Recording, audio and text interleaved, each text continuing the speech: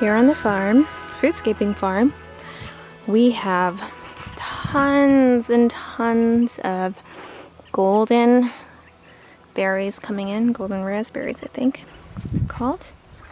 Lots and lots of berries, and also quite a few red ones. Not sure why, but these ones seem to have only like just a few of those little you tend to see like a little pod of them, but there's just like a few of those little things, and they're all like that, so little pockets of juice.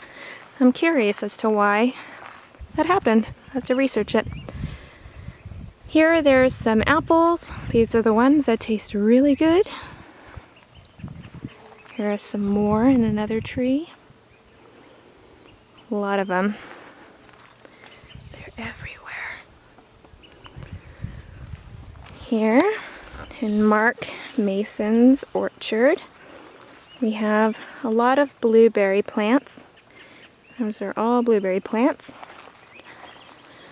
This is an apricot tree, but it doesn't look like it's bearing fruit this year. Neither is this one. Look like they're doing okay, but no fruit this year. Here is an almond tree. Doesn't look like the ones you see in California, but all those little fruit up there. Each almond is surrounded by a little fruit. Kind of tastes like a crunchy crab apple, very tart. It's kind of thin around the fruit. And yeah, I remember trying one last year when Mark let me try some, and it's interesting. Eating an almond right out of the husk too is pretty fun. It's different than the dry almonds you get at like Trader Joe's. Tastes better, juicier somehow. These are grapes. All along this line here. And this line is also used as a clothes drying line so that you save energy on electricity, or save energy. This grape plant has been here for a few years. It's actually bearing some grapes in there. They're still very small. And that's Mark Mason's area. He's got a lot of stuff growing in there too. And yeah, that's it. And we also have the fence coming in. Jeff's building the chicken fence over here. Those two big poles right there are the gate to go in.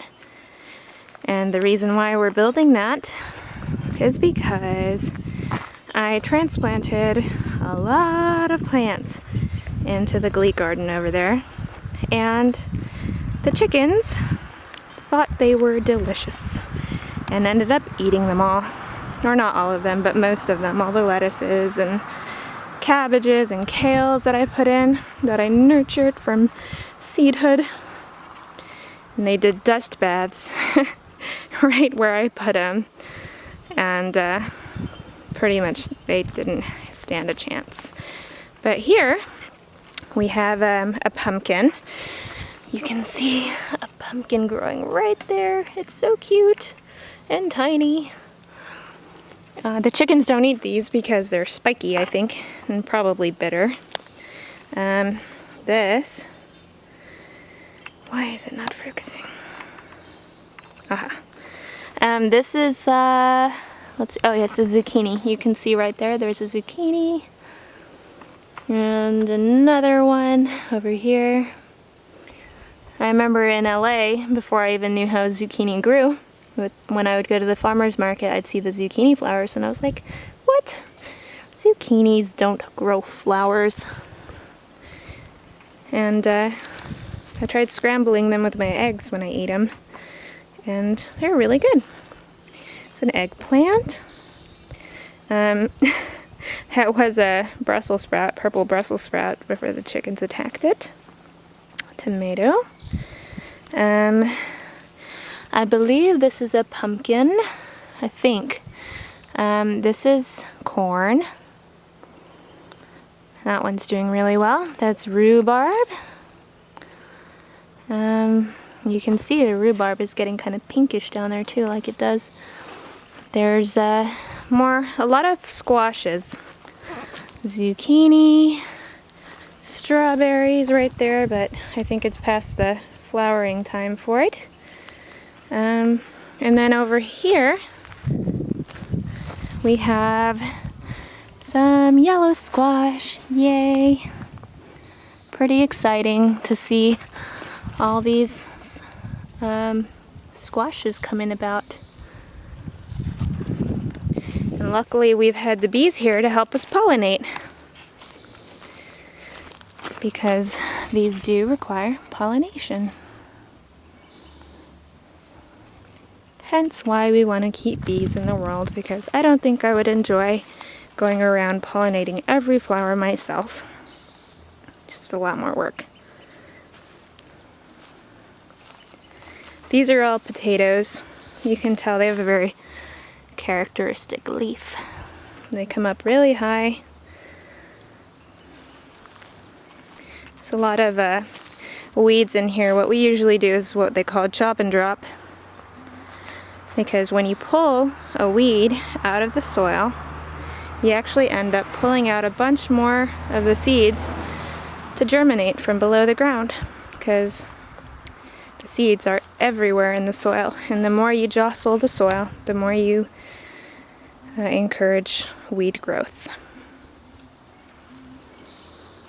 That batch right there is from some potatoes that my mom brought from Peru. They're called Huagalina potatoes, and apparently they're very soft and they make a really good soup. She says they're mouth-wateringly good. More tomatoes. Some of these I didn't really think too much about where I put them. This was a zucchini, and I kind of put it in this little island, and I didn't really think about the fact that these grow so huge and it would kind of block the path a bit. Seems to be doing pretty well though. Anyways, oh, and this is our garlic. These are called garlic scapes.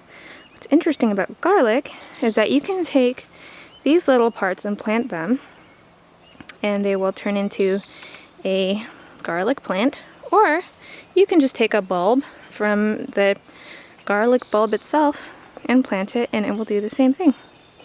I thought that was interesting that it had two ways of growing, I guess. Yep. Oh, and this is a huge batch of lemon balm that Mark Mason planted before Mike moved here and before we started putting in the gardens. All right, that's it.